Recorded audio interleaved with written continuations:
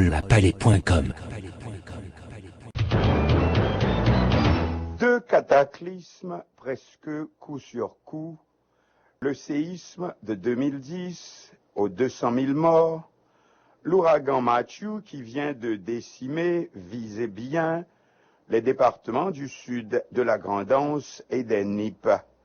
On parle les uns de 300, 400, les autres de 800 morts et de 80 à 90% des maisons endommagées, de plantations et d'élevages disparus. Des villages entiers d'Ammarie, les Anglais, dans la Grande-Anse, restés prisonniers sur eux-mêmes, jusqu'à samedi 8 octobre, 4 jours après le passage de Matthew, impossible de se frayer un chemin jusqu'à ses compatriotes abandonnés à la faim, à la soif et à la peur. L'ouragan est resté 12 heures au-dessus de la Grande-Anse, pensez au regard des enfants pris encore là-dedans. Le martyrologe continue. Ansdeno, 12 morts, d'Espagne, 15, Abricot, 5 morts, Beaumont, 82, Moulines, 58 disparus, Moron, 85 morts, Jérémie, 31 morts, etc. Une double hécatombe, et devant laquelle nous n'avons que nos yeux pour pleurer, principalement les victimes ou leurs parents, nos mains jointes pour prier et rien d'autre parce que les mains vides. Ce sont au contraire autant de coups qui viennent accélérer notre descente dans l'enfer de tous les maux, presque de toutes les malédictions, le chômage, la pauvreté extrême et carrément la famine pour ces populations qui ont perdu aussi bien leur foyer que leur gagne-pain, mais aussi le désespoir qui pousse la jeunesse à prendre le chemin de la migration sous sa forme la plus risquée, traverser tout le sous-continent par n'importe quel moyen pour aller rechercher l'asile aux États-Unis par la frontière américano-mexicaine. Mais ces coups de la fatalité, ajoutés à nos erreurs et nos errements de nation, ces derniers tuent aussi, du moins pour une bonne part, au fait d'avoir pris naissance, poursuivis par la malédiction de toutes les puissances esclavagistes de l'heure, dont la plupart qui règnent encore dans le monde aujourd'hui, sans vouloir écarter nos torts à nous, probablement plus condamnables, car on ne peut passer des siècles à vouloir s'excuser sur le dos des autres, mais contrairement à ce que disent diplomates et journalistes étrangers qui assistent en première loge à notre martyre, ces coups du destin ne nous rendent pas plus résilients, plus forts, en tout cas pas à nos yeux, mais augmentent chez nous le sentiment de n'être pas aimés parce que portant le poids de notre condamnation, celle d'être les fils et filles d'un pays qui avait osé défier les maîtres de l'humanité. Au niveau du symbolisme, nous voici entre un Adam et Ève chassés du paradis pour avoir goûté aux fruits défendus, et le penseur de Rodin, nu, sans plus rien sur le dos, est plongé dans une réflexion insondable. Sans oublier l'inévitable côté autoflagellation, c'est ma très grande faute. No way out, le huis clos total. Le gouvernement Préval était sorti du séisme du 12 janvier 2010 dans un état de prostration qui lui fut reproché. L'actuel gouvernement provisoire semble en pleine effervescence, mais dans les deux cas, le problème reste entier. Comment sortir du piège qui continue à se refermer davantage sur nous à chacune de ces étapes? Résilience, peut-être, car la pensée du Titanic nous effleure telle qu'aussitôt nous remonte l'image du géant hanté qui reprend force à chaque fois que ses pieds touchent à nouveau le sol. Oui, c'est bien ça, l'haïtien. Ça s'engueule et ne cesse de s'accuser les uns les autres de la catastrophe nationale, mais ça ne peut s'empêcher de se rappeler qu'on reste les enfants de Toussaint, Dessalines, Capois, ces titans, ces hommes d'airain. Et puis, quoi de pire que l'esclavage et la traite? Palais.com. Un rappel des titres pour ce mercredi 12 octobre 2016. Le maire des Gonaïves, Neil Latortue, agressé à Port-au-Prince. Report par le conseil électoral de la conférence de presse qu'il devait tenir ce mercredi, reporté à vendredi, où éventuellement serait annoncée la date pour les élections. Date éventuelle agitée par les partis politiques lors d'une rencontre au siège du Conseil électoral, 23 octobre ou 30 octobre ou 7 novembre. Vous aurez remarqué que c'est toujours un dimanche chez nous. Flambée des prix sur les marchés publics suite au passage de l'ouragan, cependant que plus de 106 000 tonnes d'aide humanitaire sont arrivées. Le président Privert, entre autres, accueille l'aide par bateau du Venezuela et de la Colombie. OPS, OMS, dispositions prises pour empêcher, de concert avec le ministère de la Santé publique, la propagation de maladies infectieuses suite au cyclone. La chronique d'Elsie au quotidien. Bonjour. Ce matin, nous avons choisi pour vous une interview du cinéaste Raoul Peck, interview accordée au journal Le Monde. Je vois un pays affaibli, délaissé, ignoré, estime Raoul Peck, cinéaste et producteur de cinéma, et qui a été également ministre de la Culture d'Haïti entre 1995 et 1997. Raoul Peck, notamment, a réalisé Lumumba, il a réalisé Assistance mortelle, un documentaire sur le détournement de l'aide internationale après le séisme qui a frappé le pays en 2010. Depuis, l'île sinistrée, écrit Le Monde, il insiste sur les attentes de la société civile haïtienne. Et voici la première question. Le gouvernement haïtien entend contrôler l'aide humanitaire qui converge vers le pays. Les leçons du détournement de l'aide d'urgence à la suite du tremblement de terre de 2010 ont-elles été tirées?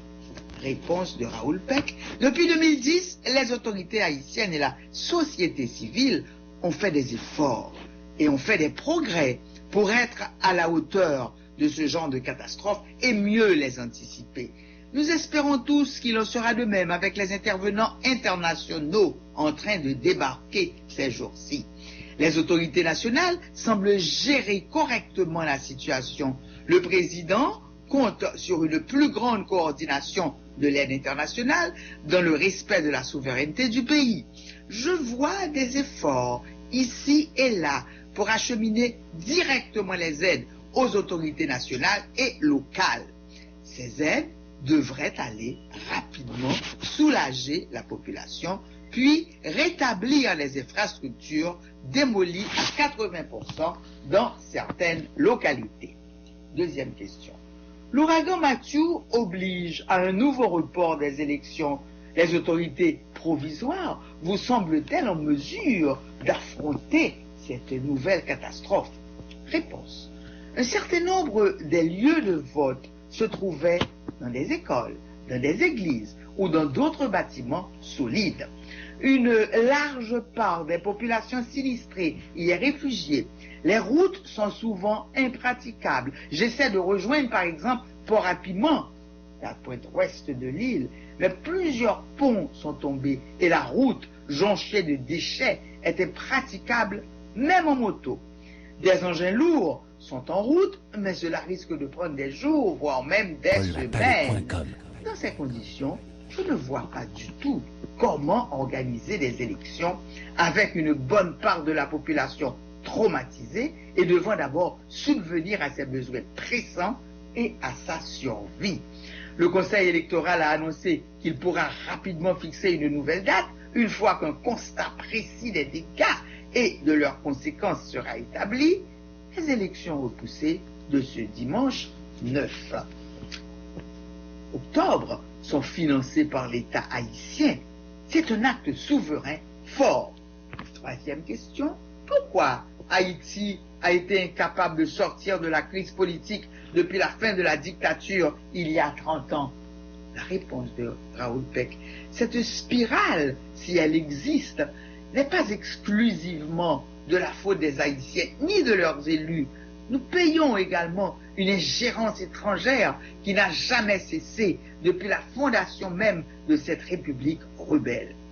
On n'a jamais cessé de nous faire payer qu'une armée d'esclaves ait mené la guerre aux trois grandes puissances esclavagistes de l'époque, la France, l'Espagne et l'Angleterre, et se libère pour former et fonder la première nation libre des Amériques. Cette impertinence a été sanctionnée par une dette colossale qui a condamné l'économie de la jeune nation, d'un embargo dévastateur, puis d'une ingérence sans discontinuer, et ceci depuis 1804. Haïti est un pays certes compliqué. On ne sort pas facilement de plus de 30 années de dictature. Je vois surtout un pays affaibli, délaissé, ignoré. Nos conflits politiques locaux, la corruption, la baisse des valeurs, la décrédibilisation des politiques, nous souffrons de tous ces phénomènes. La multiplication des partis politiques et des hommes et femmes politiques providentiels n'est pas une exclusivité haïtienne. Les citoyens haïtiens tiennent à leurs élections et ne règlent pas leur lutte politique à coups de Kalachnikov. La communauté internationale et les ONG mobilisées pour porter secours aux Haïtiens peuvent-elles éviter les erreurs du passé? Des conventions internationales existent qui dictent la marche à suivre dans ce genre de situation. Par exemple, la déclaration de Paris ou le programme d'action d'Accra, basé sur le principe de ne pas nuire, décrivent les critères d'engagement des donateurs et des partenaires de développement dans les États fragiles. Souvent, ces organismes sont les premiers à violer leurs propres règles de gouvernance. La propension de certains chefs de projet sur le terrain à s'affubler d'une espèce de supériorité morale est risible. Accuser à tout bout de champ des États déjà faibles de corruption, d'incapacité et de manque de gouvernance, alors qu'on véhicule soi-même une bonne partie de ces dysfonctionnements, est carrément insupportable. Dernier exemple, la responsabilité avérée des Nations Unies, l'ONU, dans le déclenchement de l'épidémie de choléra en Haïti, qui a tué plus de 10 000 personnes. Aucune famille n'a été dédommagée, malgré les procès et les protestations.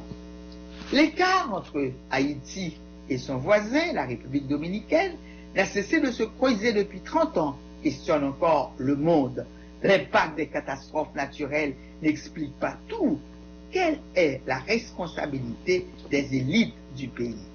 Et Raoul Peck répond, pourquoi les élites haïtiennes seraient-elles moins aveugles, moins prédatrices, moins impitoyables que les autres élites autour du monde?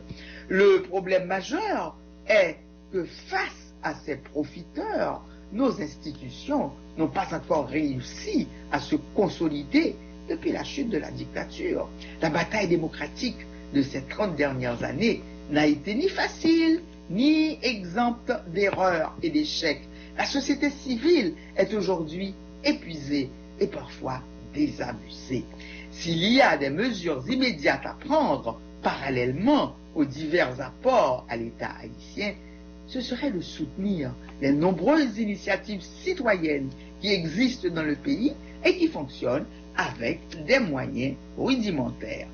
Matthew est une nouvelle catastrophe naturelle qui frappe Haïti après le séisme et le choléra. Cette île est-elle maudite? Interroge Le Monde, comme le proclame un pasteur américain. Il le proclamait, c'était en 2010. Réponse de Raoul Peck, ce cliché de pays maudit est un signe de paresse intellectuelle. C'est une manière rapide et pratique d'occulter la vraie histoire de ce pays, les sources bien réelles de sa situation actuelle, ainsi que la responsabilité des uns et des autres de cette histoire. Il n'y a rien de maudit dans tout ça. Il y a l'histoire, tout simplement, avec toutes ses contradictions. L'aide qu'on apporte à Haïti depuis des décennies est contradictoire, aléatoire et paternaliste. Et voilà, c'était donc cette interview de Raoul Peck qui est publiée dans le quotidien Le Monde, et c'était l'objet de notre chronique au quotidien pour ce mercredi 12 octobre.